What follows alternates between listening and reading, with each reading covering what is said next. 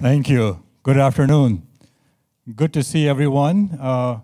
Starting with our faculty, Marie, where are you? Thank you for your hard work and all your faculty and staff. Come on in, please. Thank you for your hard work. And our sponsor, which I love to say, I've been watching your commercial, I was telling you earlier, like a good neighbor, State Farm is there. So thank you for being here today. I'm so glad we are holding this event after a long time. And I do come from business world, so I understand the ethics in the business environment. So I'm just going to speak to you a few seconds about business ethics. And this is back in the 90s. I was one of the lead financial analysts. I was involved in many large U.S. merger and acquisitions. They're all worth $1 billion+. And I had to analyze many of those deals, and it's a long story. What I found was that this is the first-hand experience. Those companies, the stock declined, sales declined, they lost customers, employee left, because on the part of management, there are many unethical business practices. So personal level is I see as a code of conduct, how we behave beyond the law. Where law stops, I think ethics begin. But in the business world, this is also can you sustain, not sustain? Can you make profit? Can you attract good people, employees? Can your stock price go up? It depends a lot also on ethical practice on the part of leadership and management. So it's so important. I know you understand the importance. That's why you're here. Thank you to our team for your for practice. I know I was talking to you. Some of you are nervous, some excited. But regardless, sit back, have fun, enjoy, and learn something today. So thank you, and good to see everyone.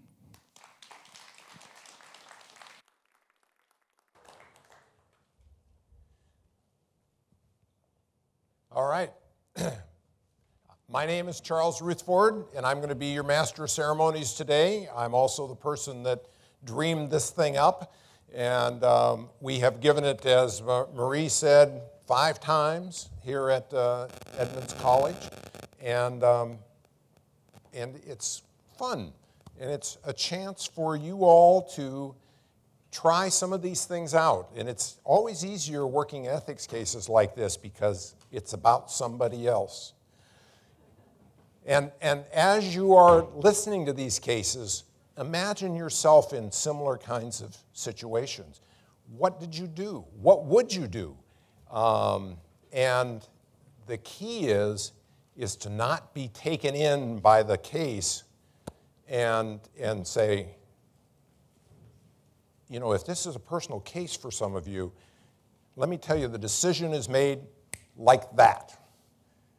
And all of the training that we may have given you and you may have gone and taken will go out the window. And you will make a decision that's based on who can think about what you're going to be thinking of. What's going to be foremost in your mind? And this is where you get to answer someone. So what's going to be coming on an ethics case? Anybody here in the audience? Well, we'll give you another chance later. But the issue is, am I going to be embarrassed by the situation? Am I going to be is it going to be shameful?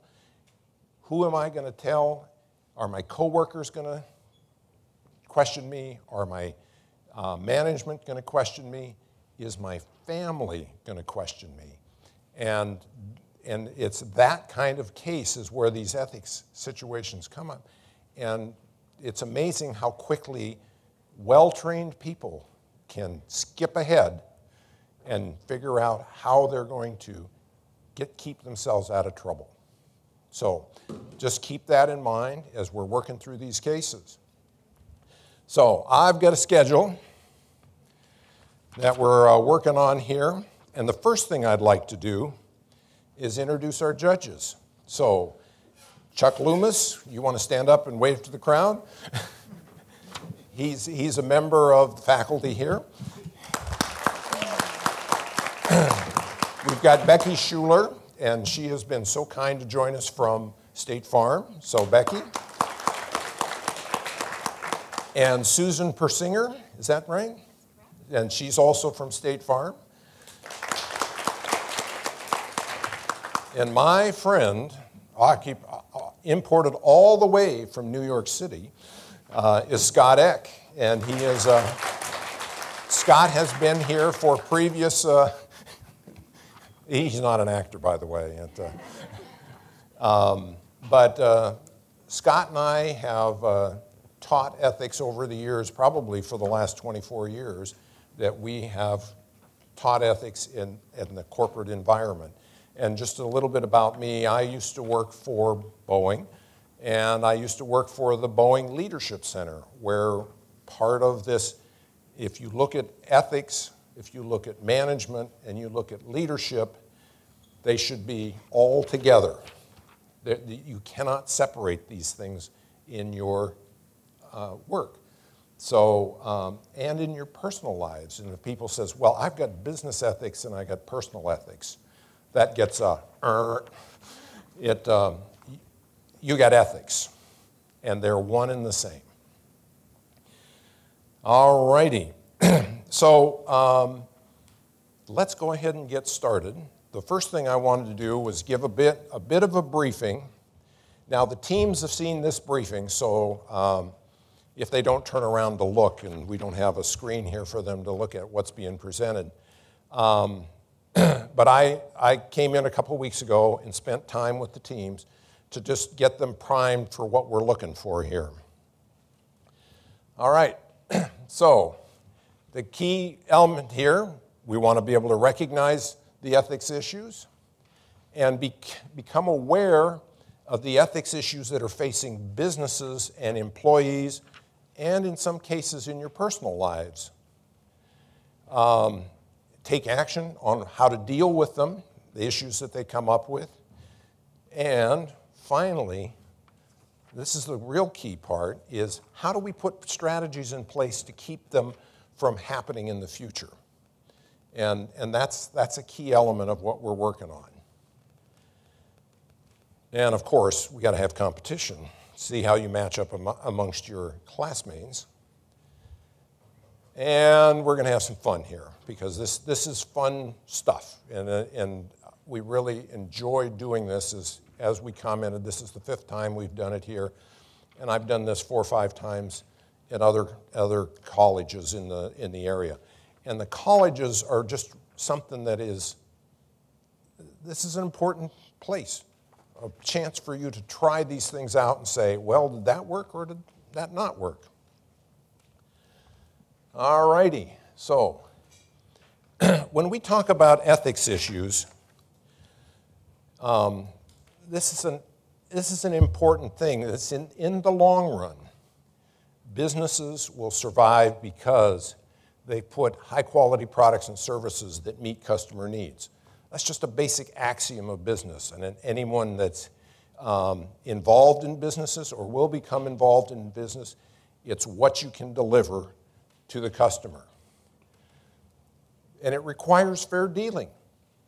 That's, again, if you imagine customers who are dealing with you as suppliers, they expect to get a fair deal from you.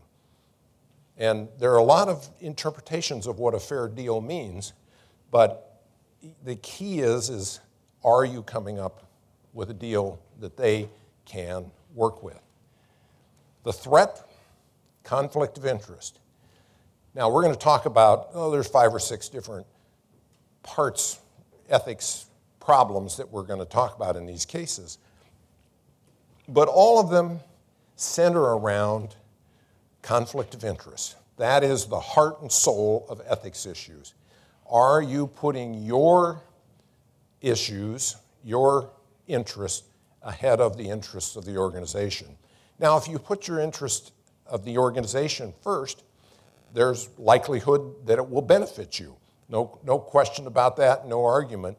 But what are you trading off here? Are you working on what's important to me, or are you working to what's important to the larger organization, the larger community, whether it be education, whether it be business, whether it be government, whether it be your churches, and I can go on and on and on.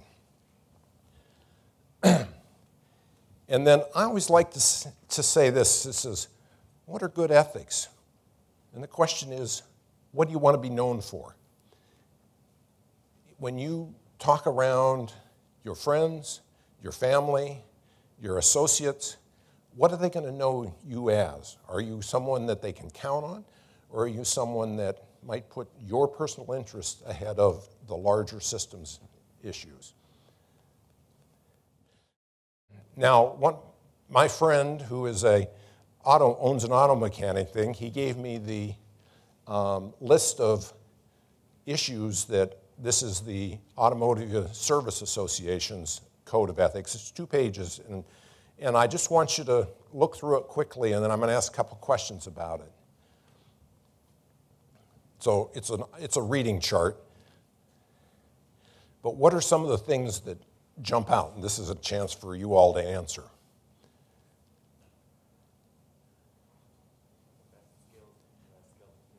Pardon? Best technicians, yep. What are something else that pops out there? High quality. High quality? Fair. How many of you here have a car? No, that's most everyone. Is getting the car and keeping it in good service order, is that important to you? And I imagine our friends from Allstate think that, not Allstate, I'm sorry, State Farm, A before S, you know, and State Farm would like to see cars staying in good working condition, because a good working car reduces potential of accidents. And this is the other half of this thing goes on, and but I just wanted to pick up on the things here that are important to the relationship between the auto service and the client. All right, so we're back to here. What do you want to be known for? So these are usually the sources of conflicts that people run into, and I'm going to spend a little bit of time here. Proper use of company resources. Now, they all had a practice case that I did a couple weeks ago, and it was about using the organization's printer. And, you know, some organizations say, well, you know, if you print 1 or 2 copies, you know, your medical insurance form or that sort of thing, no problem. In this case, they needed to do 300 copies. It sort of goes beyond the incidental kind of thing. But there are lots of company resources to use, and just as there are college resources here to use, but are you using those for personal interest or the organization's interest? Business gratuities. Who knows what a business gratuity is? Sure. So business gratuity is where, you know, if you can do this for me, I'll give you something extra. Well, that one actually is that's close, but that one fits into the bribe/kickback category. The business gratuity is lunch, free dinners, golfing outing, that sort of thing. A big basket of popcorn at Christmas. There you go. That's excellent. So we kick back and bribes, as you explained that one, is if you do something for me, I'll do something for you. And by the way, this is a hint, there's a couple of cases in there about business gratuities. So don't know which team's going to get them, but you know, it's something to think about. Marketing practices and procurement integrity. How many of you work or have planned on working for companies that may do work with the federal government, the state government, the local government, any community organizations? Let's see, I see hands going up. And so there is a whole set of rules and regulations in terms of doing the right thing relative to these community kind of activities. Insider tradings. How many of you want to be ahead of the next Microsoft-like company and buy before they hit the marketplace? Sure, you know, make millions. And it's the key is can you come up with working on that properly? And there are rules, and if you follow the rules, you're in good shape. If you try to break the rules, there are organizations that are out to catch you. Personal and business relationships. I think those will become fairly clear. Are you working for your own interest or the organization's interest? And then that's a key element. Finally, interactions with team members. You can come up with any number of ethics issues with that, as well as dealing with government contracts. And the government contracts, there is a raft of rules and regulations that you need to follow. But sometimes it's the rules different. Pardon? Sometimes it's the rules different at the same time. They have two rules at the same time and they go out to each other. I know contracts from Sweden work. Sometimes the contract is so integrated that you need to choose one rule to follow. And he brings up an interesting question. What should you do in that situation? It's a fairly easy answer. Go to the boss. Well, go to the boss, but it is along that lines. It's ask for help, because there are people around whose job it is to help, and you want a ruling that says yes, yes. It's the same thing. So I kind of rate these ethics issues as the quid pro quo, which is something for something, as translates it, is if you do something for me, I'll do something for you, which you answered earlier. Okay, so I'm going to talk a little bit about the competition. We're giving each of the teams separate cases. So I have 4 cases for the first round, 4 cases for the second round. We're going to give the teams 7 minutes to work on their cases. And I'm going to, during that time, I'll come up and talk some more with you as the audience. The questions, which are on all the sheets that we're handing out to the participants, are those questions that are on the slide. What are the issues? What are they impact on the individual, the organization? What should you do about it? And finally, how can you keep these issues from happening in the future? The judges are going to be scoring the answers on how they address those issues. And they actually they know the answers to the cases, so if you want to bribe one of them, they could, my friend Scott. Then we'll have the teams give a report. Each team gets 3 minutes. 3. Not 4, but 3. And I'll actually cut you off at the end of 3 minutes, and then we'll move on to the next one. We'll give the judges about 4 or 5 minutes to score those, the cases that they heard of, and then we'll move on to round 2.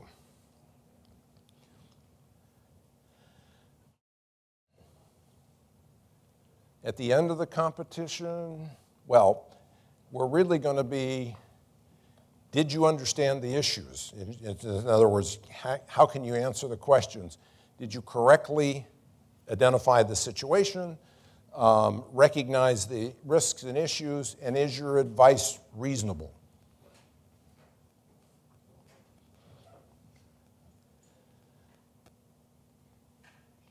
All right, here's a sample scenario. Now, the participants saw this 2 weeks ago when I was talking to them. So this is a case now for you all to give some answers to.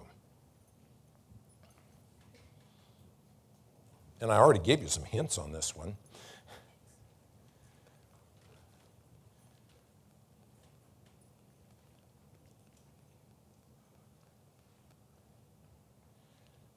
All right. So what do you think the issues are here?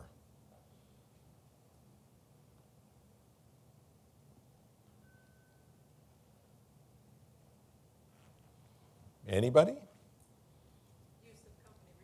Use of company resources, yep. That's the key issue. And what did I say about if you're making 300 copies? Yeah, you know, 1 or 2 copies. You know, many companies, if you bring your insurance form in to make a copy before you put it in the mail, send it to the insurance form, they say no problem. But making 300 copies, it could be a problem. 300 copies is that much paper, that much ink, that much toner. Yes? But sometimes if you, he is president for an organization with no profit for the first. He'll work for a bigger company. If he address to his bosses and I explain what they need to copy, then probably the company gonna say yes because it's for a non-profit organization. Well, yeah. But that's how I address this issue. Talk with bosses first before I do so. That's what the answer is talk with the bosses first to ask whether or not it's allowed or not. And different companies have different rules. And some will say, no copies whatsoever. Some others will say, well, 2 or 3 copies. Some say, no big deal. You know, if you go to some companies, you see coolers that you can open up and just take drinks out of. You know, that's part of the benefits of working for that company. Now, I do know for companies like that, you end up working long hours for regular pay, and you don't get overtime and that sort of thing, but they recognize that these are some of the benefits they need to offer to people who are working in this sort of environment. So, all right. I want to talk about the last question there is, how would you keep this from happening? And I think we got part of that answer, which is? The answer is that if you do this again, you're stupid. Well, that's one way. But the other way is to make a sponsorship with the company instead. Yeah. So if you make a sponsorship with the company for your no-profit organization, then they're gonna give you and never gonna do anything. Now, the key is you ask. Yeah, but it's your, at the same time, like I say to you, if you do a non-profit agreement with the sponsorship with the company, it's the same thing. Yeah. So, but again, find out. Don't guess. All right, you ready to get started? Okay.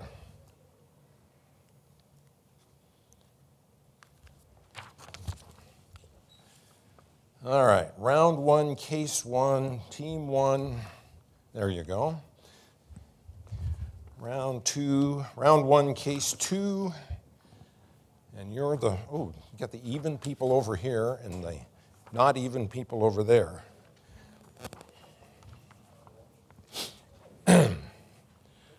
All right. I've got 158. We'll go with 159. So. You gave round 1, case 1 to team 1. What did you give to team 2? Round 1 case. Well, I gave it by the numbers. Oh, you did? Yeah. So team 1 gets case 1, team 2 gets case 2. Okay, yeah. All right.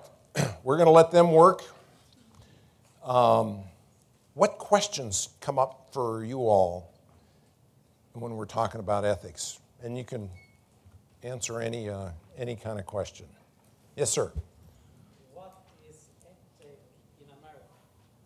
How is What is now? ethic in America, in USA? So, question is, what is ethics in America? And that's I got to stop right there. They told me where the edge of the speaker zone is. He asks a good question because in many foreign countries, the word ethics does not exist. When I went to and did a presentation in Lithuania, they didn't have the word ethics in their vocabulary, but they had the word integrity in their vernacular. So if you think about what integrity, ethics, what all of those mean, they really are looking for, what did I say back there? I had a saying as a while back. It was, what are somebody else going to say about the things that you do? Or what do you want to be known for? That's exactly right. Would you like to see it end up in the newspaper? That's always one of the good tests when you talk to somebody is because the newspaper, as Scott and I were looking through this morning's paper, he said, any good news on the front page? And I said, no. He says, I'm not going to read it today. But it's the newspapers are looking for problems. And do you want to have what you say about them end up on the front page of the newspaper? Or even on sections, the Seattle Times only has 2 sections these days. They used to have 4 or 5, but on section B, is it something that you want to have to answer the question? So what are some other things that come to people's mind when you're thinking about ethics? Yes? Certain behaviors that are illegal or appropriate or not appropriate, certain behaviors that are not matching up to your values. Okay, so she's asking about behaviors that may not be legal or matching up to the values that are in the organization. And clearly, the standards of the organization that we have is what we're doing something that we're proud of, something we're not proud of? Are we following the rules? And what do the rules usually denote? If the organization follows the rules, what can you count on? Maybe fair dealing. And if you run in a situation where people are saying, I don't want to necessarily do this, but how should I say this? In many procurement situations, you have people who are winners and people who are losers. And you want to hope that the people who are losers recognize that their business deal was not the same as the deal of the winner put forth. And you can say, well, I'm disappointed I didn't win, and it was a fair analysis. Other questions? Yes? So I feel like there's like a hierarchy to ethics, especially to add what is ethics in the United States and then to hers as far as corporate conduct. Because ethics only goes so far. I mean, we could take Purdue or we could take PG&E, who started over 1,500 fires, being negligent on maintenance. More fires than California's ever had. And not one of them are losing their retirement. They still work. And they're still head of the company. So where does ethics have boundaries? Okay. That's an excellent question. And did you all hear what the question was? It was, did Pacific Gas and Electric in California, who had a whole bunch of issues of starting forest fires with their power line maintenance, and how does that fit into ethical behavior? that's a really good question. And I don't know if I don't really know the answer to that question. Because it is something that you need to be thinking about. Did they do it from negligence? Were they malicious in doing it? And you know. We only make certain people accountable, and if you've got a certain amount of money in the U.S., you aren't accountable for your ethics. That's what it boils down to. Well, but you're also finding that people who do have a lot of money are in a lot of trouble for other things. And so, okay, excellent question. Name them. If you could name them, that would be great. All right. All right, we got about 1 more minute. Okay, let me give the warnings to the team. 1 minute to go. 1 minute to go. Responsibility. What was that? Responsibility. Responsibility. That is a key element of it. Is are you accountable for the things that you're responsible for? Doesn't that go back to the money question like we were saying before, which is if you have enough money, you don't got to be accountable for none of that. Well, Because you give back or whatever else you do on the side, but it doesn't equate for your ethics being off the line, right? if you were to look at the cases that are happening, the ones that show up in the news are a small subset of the cases. And you know, Scott and I, when we would deal with ethics cases, the thought was, well, the senior management can get away with anything. It's the people who are the lowly people are the ones that get punished. And that's actually not the case. The case is that they, everybody's a sinner. Pardon? Are you able to name a case where they were brought and they were like actually punished for having bad ethics? We could name them, but pardon? Harvey Weinstein. Well, we got Harvey Weinstein. Harvey Weinstein? Yes. All right. Okay, I'm going to switch things. All right. So can I get everyone's attention? All right.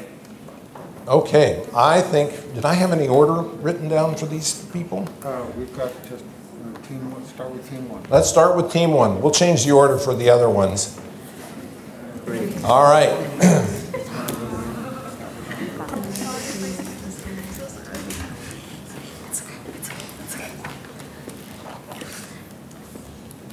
All right. This is what you're doing, case one, and that's so the audience can read along. But so, have at it.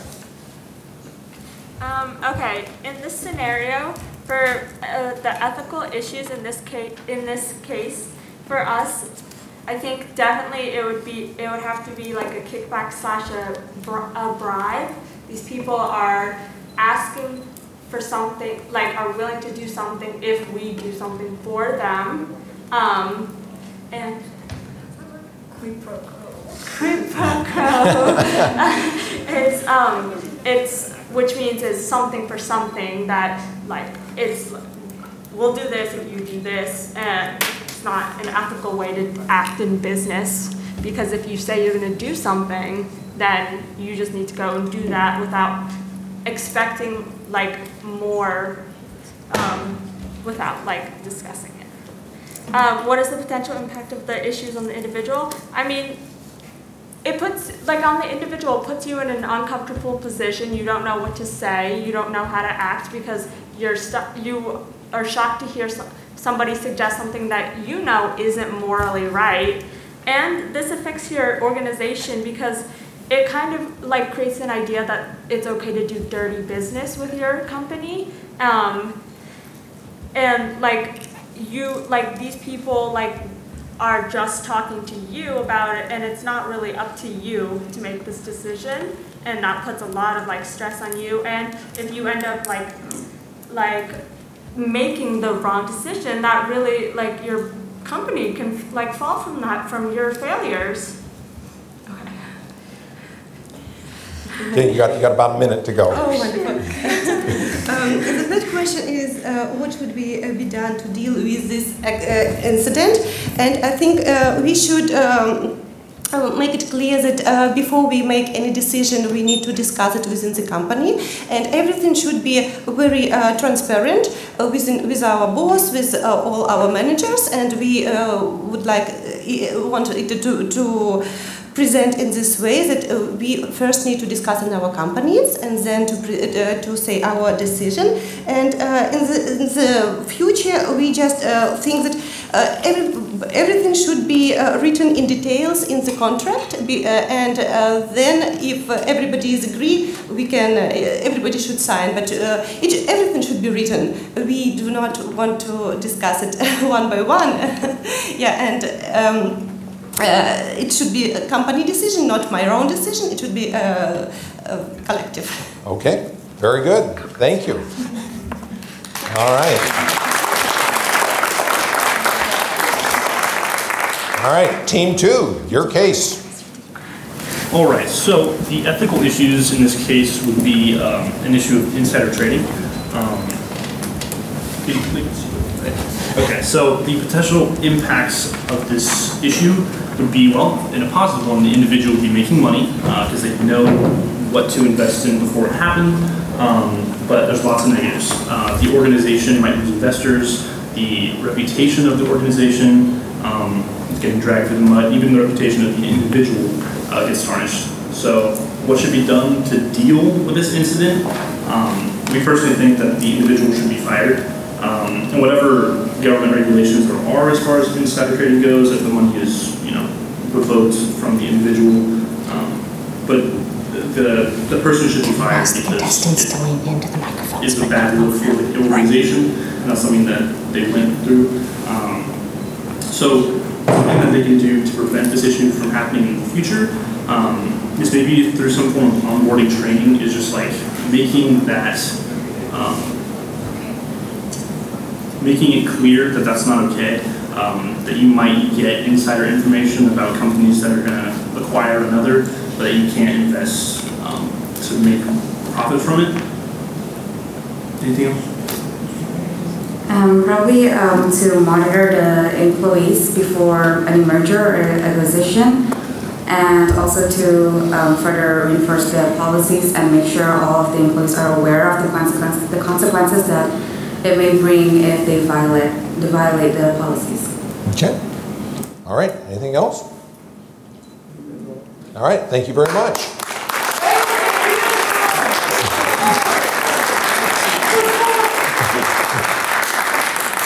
You come with the cheering squad? All right. Team 3. And the ask is for you to lean into the mics and not move the mics. Oh, I just did it. Sorry about that. The ethics case that was presented to us as the national insurance company or local sales representative, everything is pretty much across the board a very highly competitive marketplace. So you are having a hard time finding any differences between your and the various products. Now, the sales manager is asking you about your sales targets for the month, and you think to yourself, I have a friend, I'm gonna go meet him. Maybe we should do this over a nice steak. The company's rules are specific about not encouraging the employees of other companies to violate their own policies. Therefore, the ethics issue in this case is business gratuity and possibly gift limit abuse as well, as far as if you use a company credit card. Clarifying the use of companies' resources to buy is along with that gift limit abuse. What is the potential impact of the issues on the individuals and the organization? The biggest impact is that you could actually cause your friend to get in trouble with his company over policies that neither you nor he know. So what do you do if this incident happens? you clarify with your own company and individual and the. I'm sorry, I'm not getting this. Right here. I'm sorry. What should be? My apologies. Okay, so I'd like to speak to that this is a prospect, not a friend. If it was a friend, I think that ethical issues would be a little bit different. This is actually a business prospect. So where did you end, hon? Right here. Okay. So what should be done to deal with this incident? We felt that you, as the salesperson, should speak with your own company and verify for sure what your spending limits are to make sure that you're not going too high. Additionally, you really need to speak with your prospect and make sure that you're not accidentally misleading them into doing something that they're not allowed to do with their own company. Both of those are very important. Let's see. Finally, if you did do this without doing any of those things, we think that you should be counseled, and we think that we need to make sure that there are things put in place at the beginning of employment to make sure that you have training up front, but if you accidentally break the rules, that you're counseled on them and that you get additional training. Policies. Oh, and we just felt that this situation could be prevented by having clear-cut policies in place, initial training, and good ongoing communication and training. And ultimately, as far as you in making this decision, ask the boss. All right. Thank you. All righty. Team number 4. We believe that the ethics issues here is that the subcontractor is committing bribery. Yeah, sure. Beer cracker, these are just a small amount of money. That these things can be bought with small amount of money, and it's like 2 weeks from St. Patrick's Day. So, but this is still a form of bribery because the subcontractors and the organization here is in a business transaction. Sure, you can argue that this is a small kind of gesture. The subcontractor is just trying to leave a good impression. However, you are using money to buy these things to kind of leave a good impressions on the organization. So we believe that the subcontractors here is committing a form of bribery. What is the potential impact of the issues on the individual and organization? We think this leaves a bad image and creates bad practices. We also think that it will make the other contractors feel like they also must do something in order to get to the level this subcontractor is at. What should be done to deal with the incident? We believe that there should be a conversation about these policies. As said in our prompt, these contractors also got a letter in the mail clearly stating what their policies were. If they're willing to break those, that should be something, as an owner of a company, I should consider that into consideration because they're breaking rules already without even diving into the job. And we also think that we should mention if they're worth having in our company to say if this happens again, then X, Y, and Z consequences will occur. We believe the appropriate prevention strategies for this kind of bribery would be warning and setting up rules for future incidents like this. Warnings should be issued to the subcontractors because this is inappropriate. Even you are saying this is a celebration of a festival, it does not justify that your bribery is appropriate because you are committing bribery. Sorry. And I believe we believe that we should set up rules for future subcontractors because, like my teammates has said. If we are allowing this kind of bribery, if we tolerate this kind of bribery, we will be setting up a bad examples for future subcontractors and damage the organization reputation in the industry. So I believe that we should set up. We believe that we should set up rules for to against this this kind of crimes or dishonest actions for future subcontractors. Thank you. Okay, thank you. Let's give all of the teams a hand for this first round. Are you scoring? We are about to collate our scores. All right. I'm going to give them a couple of minutes, and I'm going to just talk about these cases. All righty. So, did they get the right issue here? And what was the issue in this case?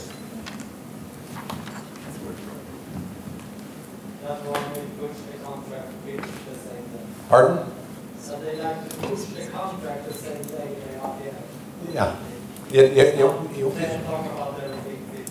Right. And this indeed was a kickback kind of situation where you do something for me, I'll do something, oops, I guess I'm not supposed to do that, something for you.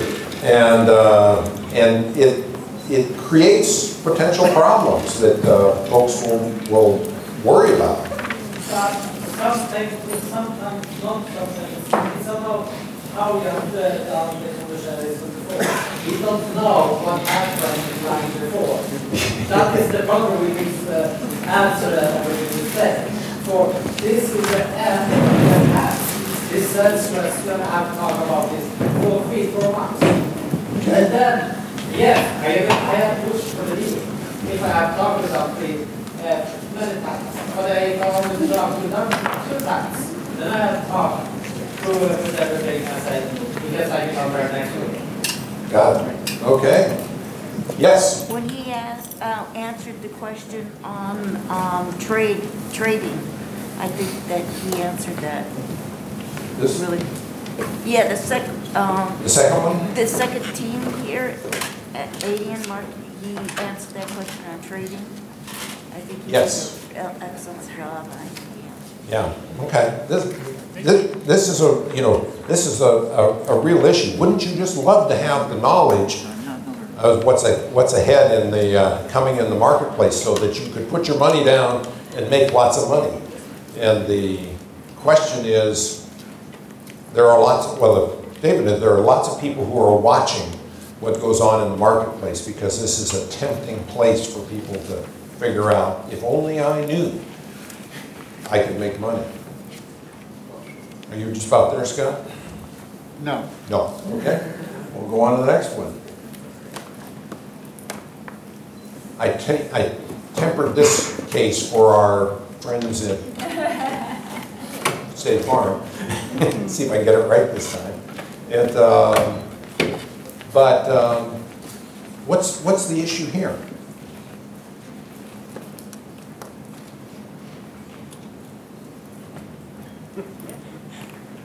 Matt? I think a lot of business gets done across the table at restaurants, as long as you are in compliance with the rules that your company and or state has.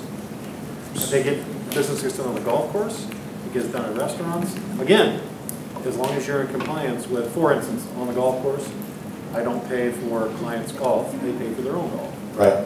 At dinner, if it's under a certain amount, it's a client meal, as long as it's within the compliance. And so what Matt is saying is that business gets done in a variety of locations, and there's nothing wrong with that as long as you're following the rules. Ready? Okay. All right. So no, they got to. Yeah. TC, am I up? Is that there I am. First of all, the scores clearly were all very close. Do you want just to know who had the highest score, Charles, or do you need all scores? Let's go with all scores right now. Okay, so team 1 and team 2 were both tied with an aggregate of 34 points. Team number 4 was in second place with 39 points. Team 3 took round 1 with 42 points. So are you scoring lowest as best? No, we're scoring highest is best. Okay, well, you listed the two teams together with the same number of points, and they were lower than the last one you listed. So Team 1 and Team 2, 34 points total. Team 4, 39 points total. Team 3, 42 points total. All right, okay. So you go from low to high. Yeah, low to high. Okay, very good. Okay.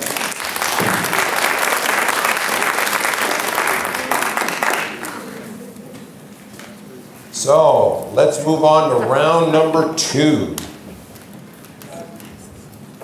And this is Charles working randomly.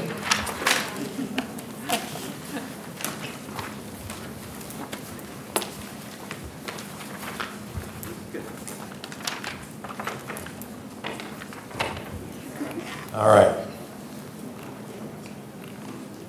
Pick one. Now you can do that one. Okay. All right, pick one. Well, they picked the next one in line.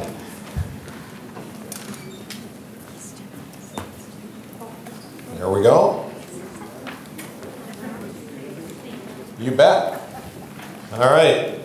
So 7 minutes starts now.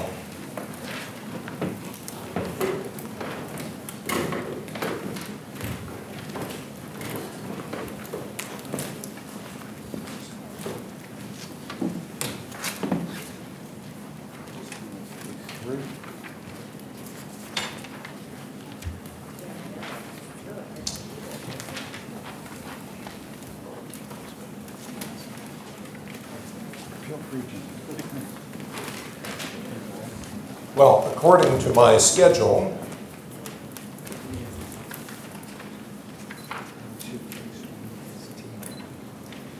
we're right on schedule. All right. This is an opportunity for you all to ask some questions and see if there is something that we can fit in here. What was that? Can you see case 4? Sure.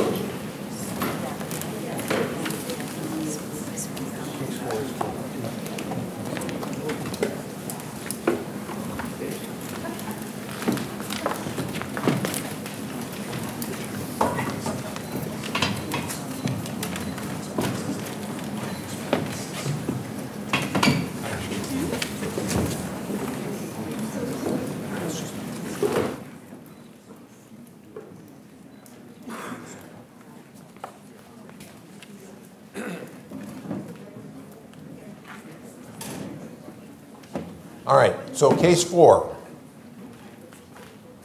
That's the case that scored the most points, right? That's what? The case that scored the most points, is that correct? This is the case 4 from the first round. Oh.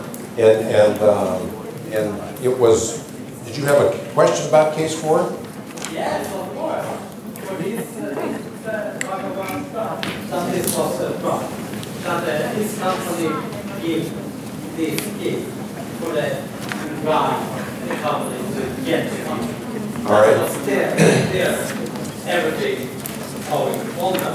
But it's winner. So, let's talk about my company. all right. Here, subcontractor, that we then negotiate about, sometimes it gets the finish in 2 weeks. That's long. So let's talk about this case. What's the important issue in this case? Was this business gratuity asked for? And that's you can shake your head left to right. The business gratuity was not asked for. What should you do about it?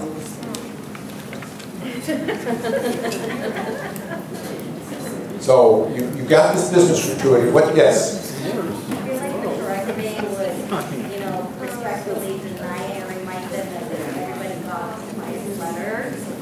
But I mean, at that point, I feel like it should be more up to like whoever is at the front desk, to allow them to come in to the company and place their actually desk, the individual's desk. I believe that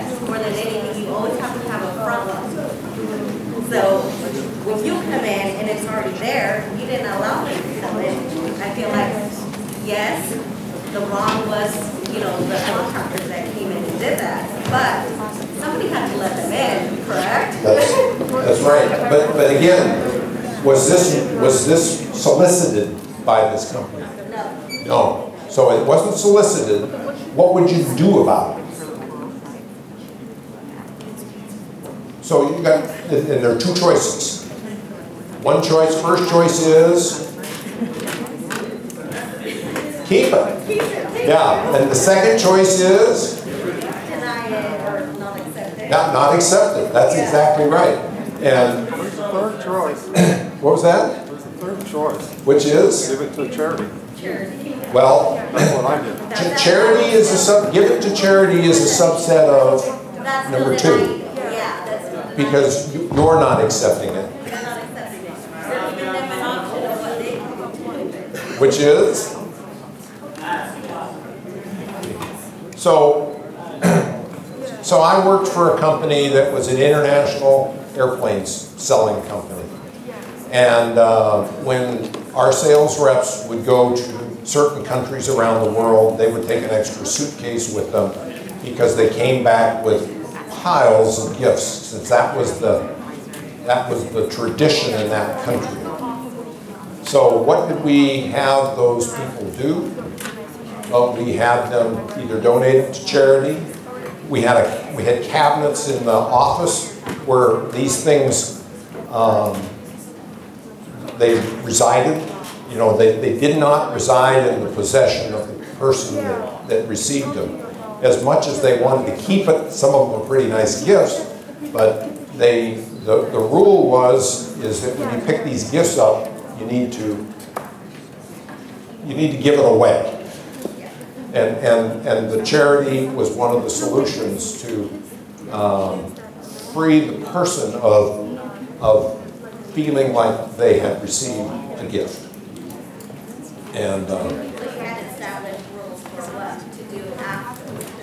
yes, that's exactly right. Just in case it happens, because it does happen in different countries. Some countries do bribery as part of their, you know, like how do you make the deal? We give you gifts or we receive gifts, and it's part of culture. That's exactly right, and it is a difficult situation when you are working in a multicultural world, which we do, and you have to figure out how you're going to deal with that, and maintain your independence. Okay, we got about 30 seconds to go. 30 seconds, teams.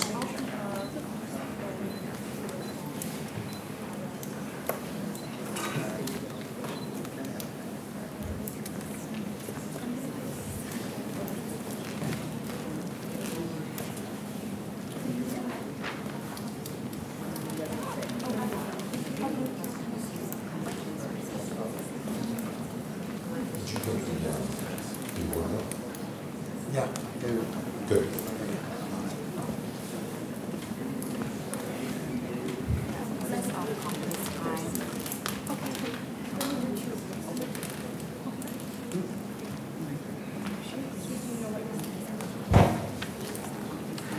Okay, let's go ahead and get started. If I get everybody's attention. And I randomly picked out of my brain, I'm going to have team 3 go first.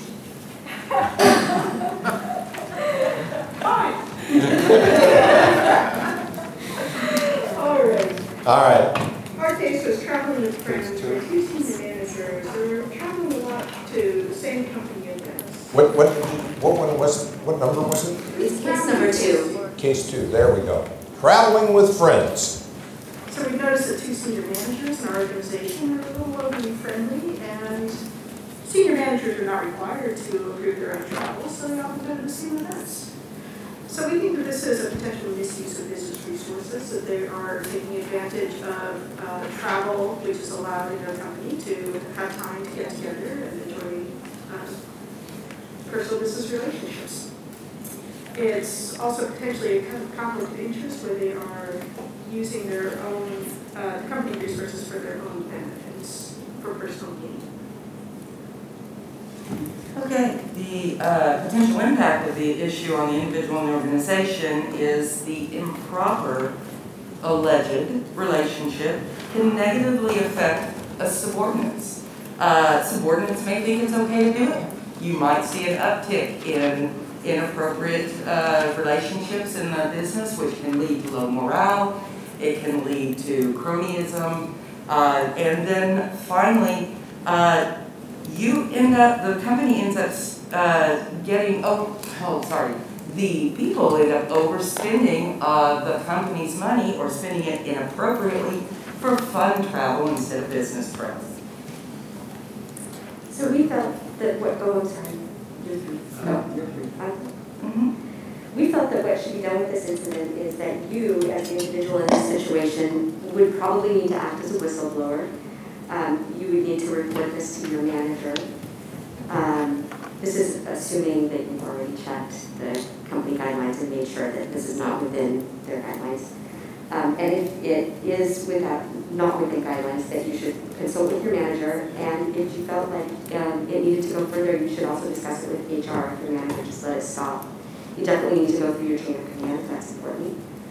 And we felt that it would be important to bring these two individuals in who are potentially misspending company resources and counsel them and make sure that there's a good training program in place with clear communication regarding how this should be handled or not handled in the future. All right, for number 4, to prevent it from happening in the near future, they should have clear policy so the employees are aware and it won't be a kind of like saying, okay, I made a mistake. They should have training. We see many big companies are stepping in and spending a lot of money for ethics training.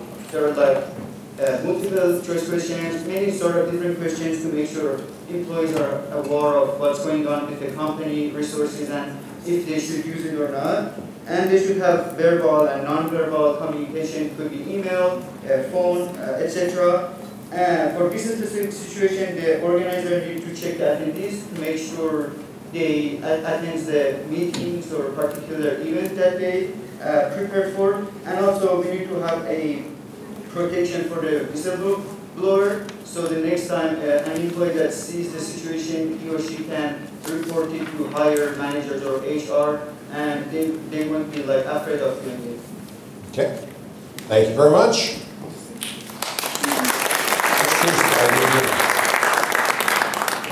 Case 4? Okay. All right, team 4 is next.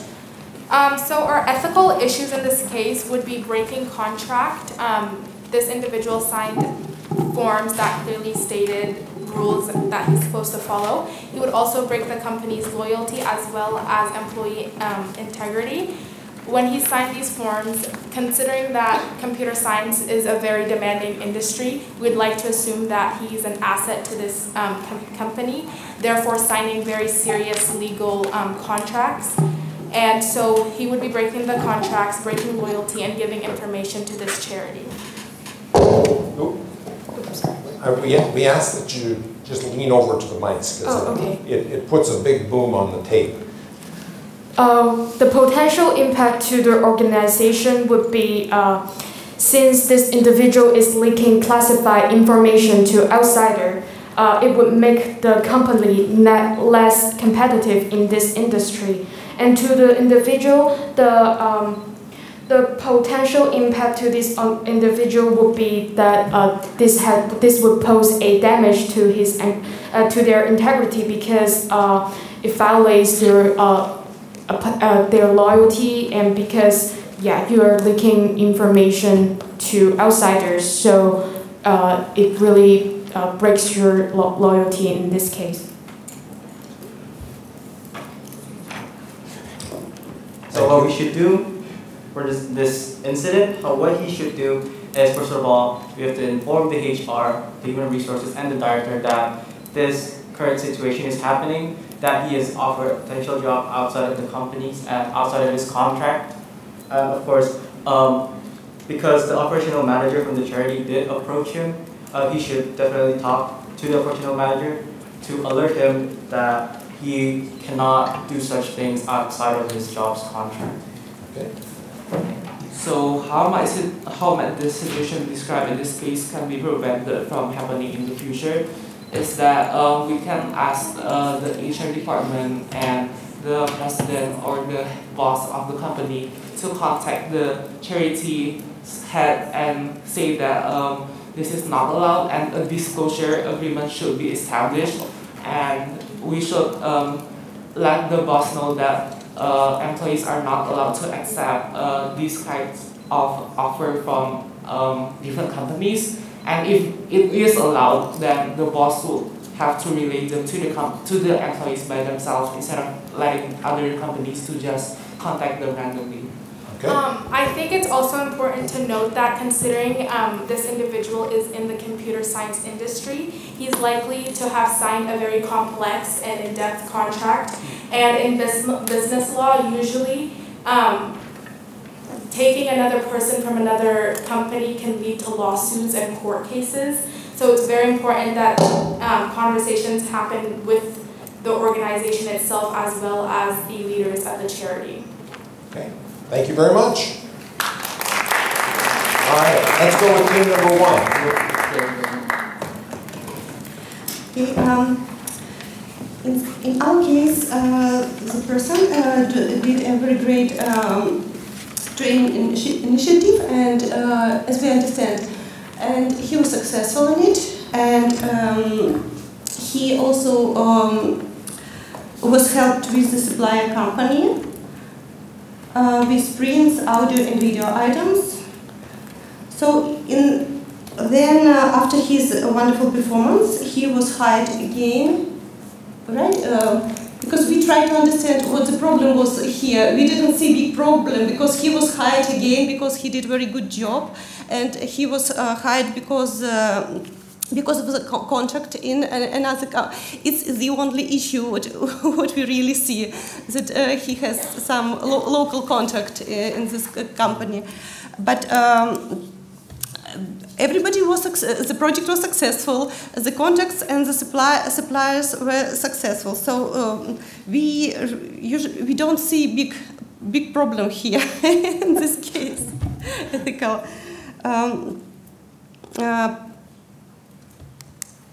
So maybe you can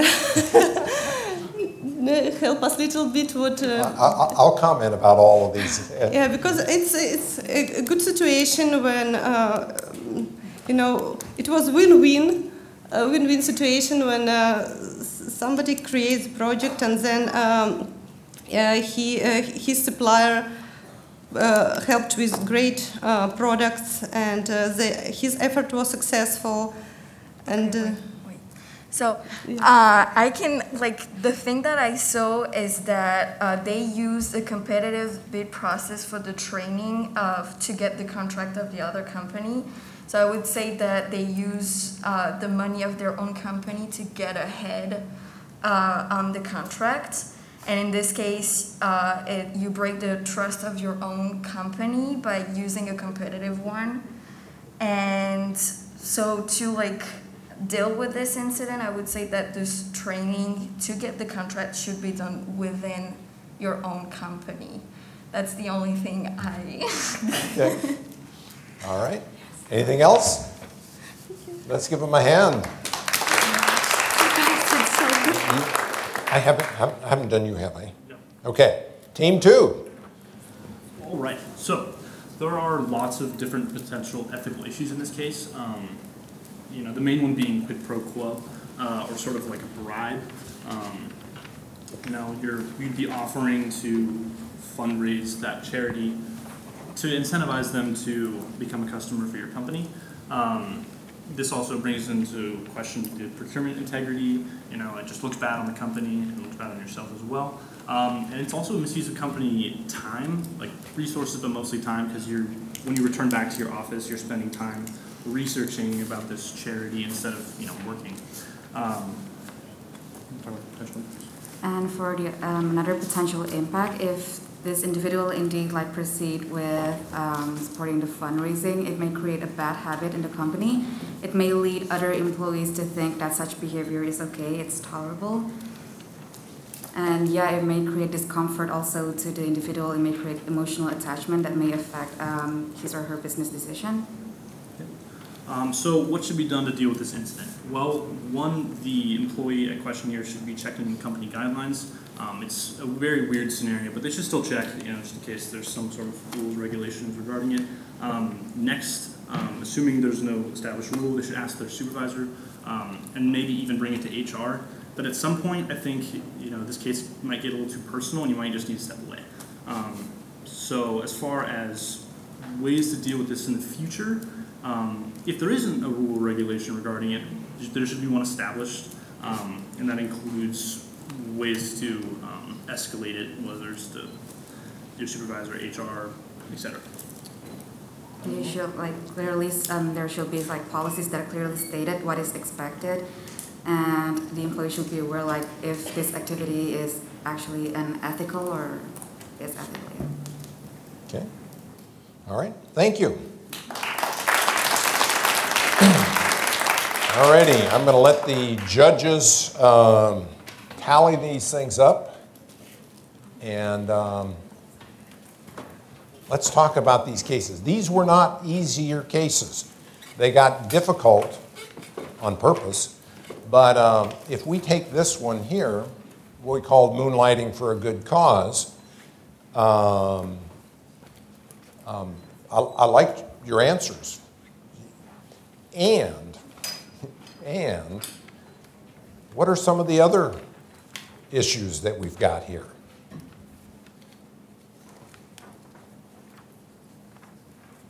Anybody?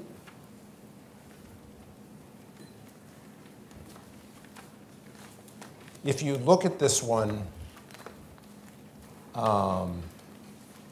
you are the skilled programmer. You could program these devices for this organization and the charity. So the question is should you do this or not? And the answer may be maybe. If you look at where these come out, it may be that you need to create some kind of separation from the incident, or is it something that you should be working on? Should you be doing this? Is this something the company wants to support?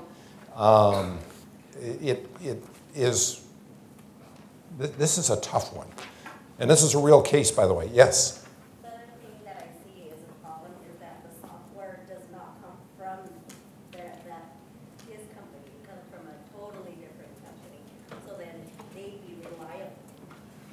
Right. So that is one of the big things. It's a donation, so it's not new, and it's not provided from the initial company, from the skilled programmer. It comes from a completely different company. Right. So then you should be reliable. It would be your responsibility if anything were to happen. That's right. And so what should the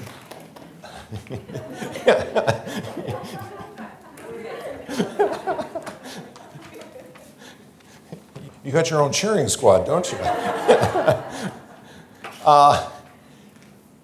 What's the key to this thing? There's a key thing here. I think either you allow moonlighting or you don't allow moonlighting, or you tell people they have to ask permission, rather than saying if it's for a good reason. The key is that you just said it. You need to ask permission. You need to ask what are the rules, and is your organization willing to support you in doing this? Because you want to do a reasonable job. Yes? About this side about the contract too. So she say software and that, the software, everything had a contract. The contract is about 20 pages, and you need to know your contract. You can do without your boss permission. Right, and again, ask. So ask. Yeah, that's the key here, is ask and accept the answer. All right, let's talk about this one. Yes. Another charity case. What are you going to do about this one? This one's a messy one, by the way.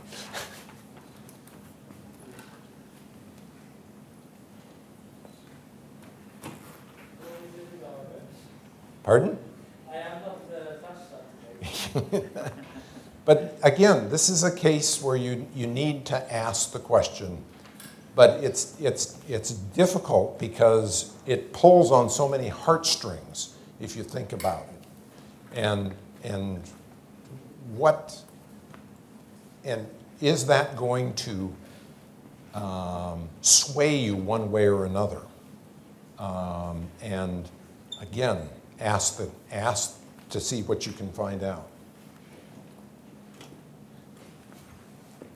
This is a case I handled, by the way, and 2 executive managers no longer worked for the company after this case was finished because everything you might imagine was they were doing wrong, they did wrong. And they were personal friends of mine. And so it was a shame that it happened. And indeed, the 2 people were not just visiting this other town just to go see the sights. There was what should you call it, a romantic relationship. Thank you for the proper words. But and the shame of it was the company lost 2 excellent executives because of this. And it was a difficult one to handle because when you're in the ethics organization, you end up, you look at the company and you can say, well, we're doing lots of things right, but occasionally you stumble into things like this, and when your friends end up going out the door as a result of it, it is a tough case. Now, oh yes. So you have to fire them? Pardon? Did they get fired? They both got fired because they were misusing company resources for a personal relationship.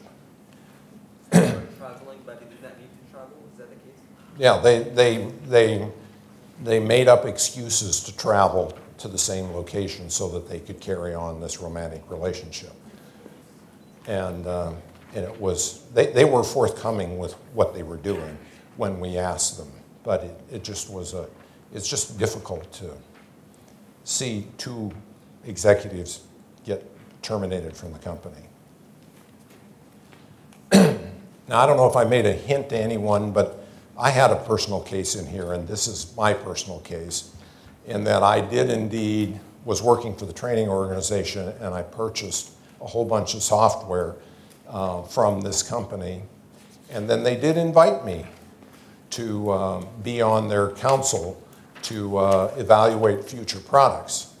And now, here's the view. I'm a trained ethics advisor. I was not doing that job at the time, but I was well trained, and I trained other people on this sort of thing. And the thing that was interesting here is when they asked me, I thought, of course I can do this. It's interesting the rationalization that you go through to be able to want to do something like this. And so I asked the question before I got very far. And I went to one of my fellow ethics advisors, and he asked me one question. And that question was, what will the competitors think about this relationship? And,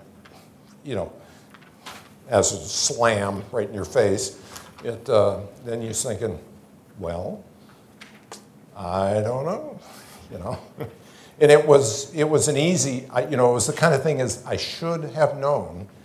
And even someone who's trained in this field and who trains others can slip into cases like this as you let your ego come into play. All righty. Have you got scores? We are ready. You're ready? We are ready. Okay. Would you like simply the scores from round 2 to start, sir? Well, why don't we just total the scores up? Let's see, 255. Oh, we're right on schedule. And let's see, Marie's coming with the certificates. 1, 2, testing 1, 2. All right, why don't you come on over here? Thanks, come on TC. up here. Oh, I'll put my jacket on there. Yeah, oh, your jacket. So you want the total scores for rounds 1 and 2, the total scores? Right. Okay. And which team will be, which is the 4th place team? Do we have a tie? We do not have a tie, but we came close. Oh, okay. The judges would, first of all, like to acknowledge the participation of all 4 teams and everyone in the audience, so please give yourselves and the teams here a round of applause.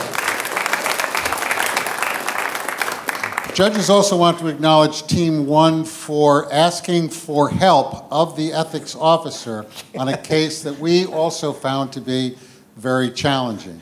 And I myself have been working in ethics for 37 years. So, with that, our 4th place, I've got an applause of 1.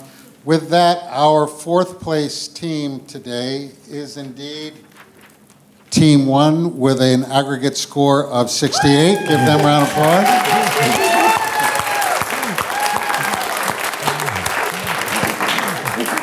Our 3rd place team today. Wait a minute, let's get this. Oh, I beg your pardon.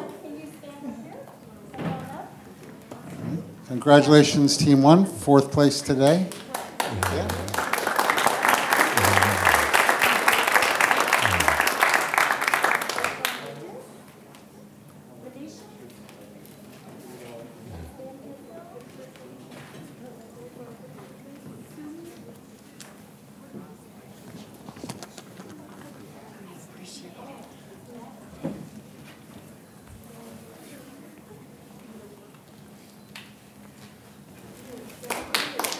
Congratulations, Team 1. In 3rd place today, with an aggregate score of 76, is team number 4. Congratulations. Give them a round of applause.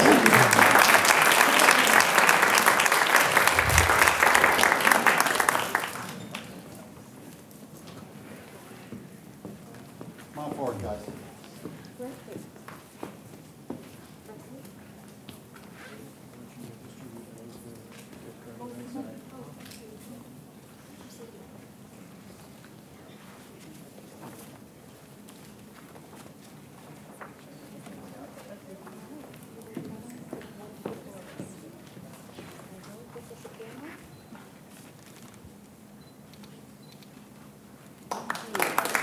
Congratulations, Team 4.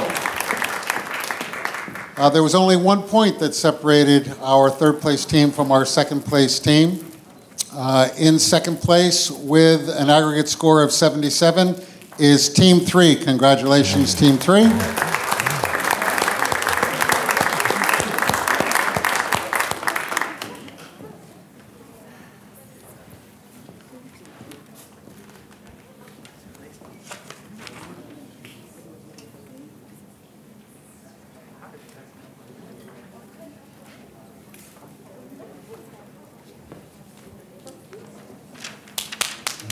Congratulations to Team 3, our 3rd place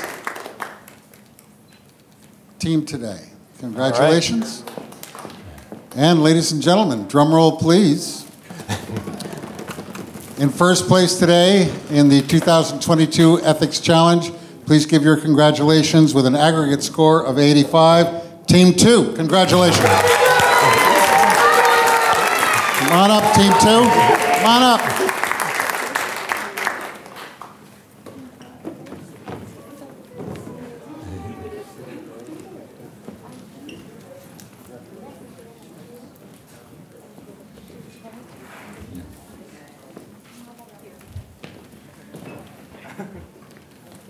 There we go. I got 3 more kids at home that are big, about my size.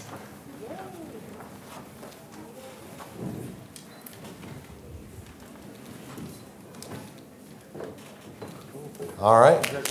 Congratulations, Team 2, winners of the 2022 Ethics Challenge.